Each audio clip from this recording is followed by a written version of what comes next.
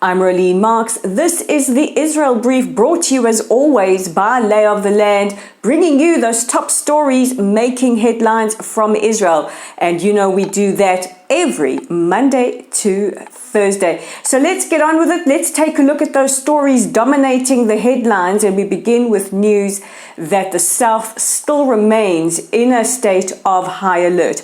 This is following the news that broke yesterday morning that IDF counter-terror units had arrested a Palestinian Islamic Jihad leader overnight during operations in Jenin. Now, Israel is bracing for possible retaliatory strikes from the Gaza Strip, and yesterday shut down major roads and the train lines between Ashkelon and Sderot. Earlier today, the IDF bolstered their Gaza division with 100 reservist troops, as well as 3 conscript companies. The Prime Minister has also convened his high-level security cabinet, where he has been briefed on the situation in the South. The spokesperson for the Prime Minister's office said that the Prime Minister will continue to receive security briefings throughout the day. So far, there has been no reprisals, but Israel still remains in a state of high alert in the southern region. Now, we have been bringing you the story about the United Nations Human Rights Council Commission of Inquiry investigator Milun Kothari and how the global voice of condemnation has been growing.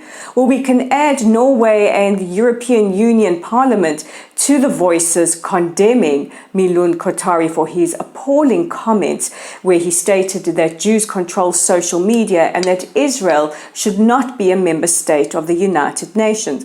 Well, earlier today, a spokesperson for Secretary General Antonio Guterres said that the Secretary General, while having no authority over the Commission of Inquiry, wants to stress that there is no place and no tolerance for anti-Semitism throughout the work of the United Nations. He also stated that the state of Israel is unquestionably and remains unquestionably a member state of the United Nations.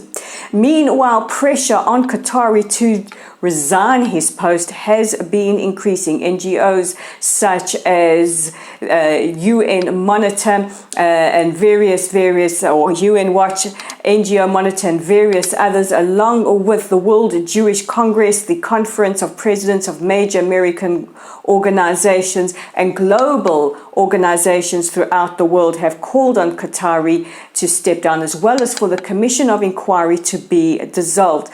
This is a sentiment echoed by Prime Minister Lapid in a letter that he sent to the Secretary General earlier this week. But who has been supporting Kothari? Well, no great surprises. His co-panelist Navi Pillay herself wanted for appalling comments about the state of Israel, including signing petitions proclaiming that Israel is an apartheid state, as well as the special rapporteur for the Palestinian territories, Francesca Albanese, who also said that this is nothing but a smear campaign. Well, we've heard the audio from that very, very damning podcast, and there's no mistaking exactly what Milun Kothari meant. We will continue to follow this story as it develops.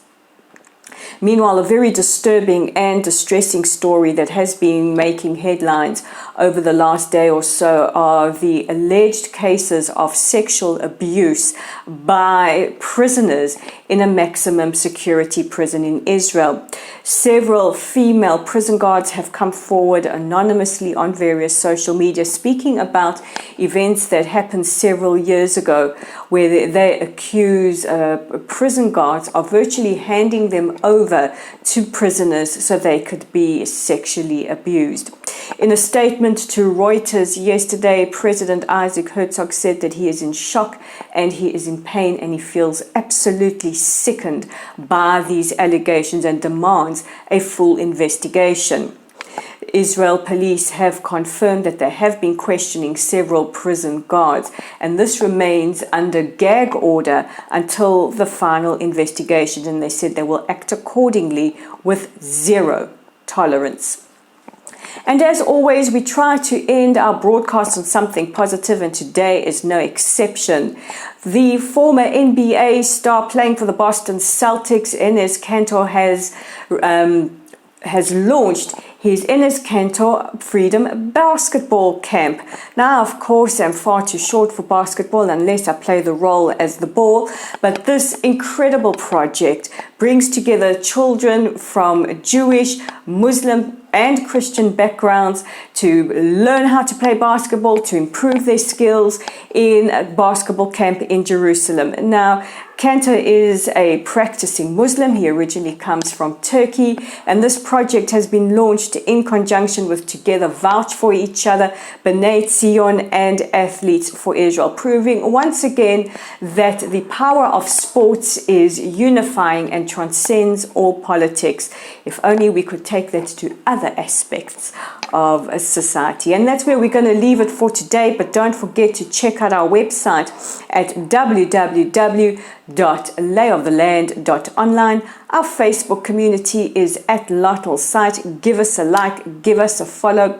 We're on YouTube at The Israel Brief. Please click on that red subscribe button. We need your help in ensuring that A, we get our brief out there, and B, that more people hear the news from Israel hot off the presses. And of course, we're on Twitter at Lay of the Land 5. Give us a follow there. So from a very noisy neighborhood, I'm Rolene Marks. This is the Israel Brief, and we'll check in with each other tomorrow for your top stories.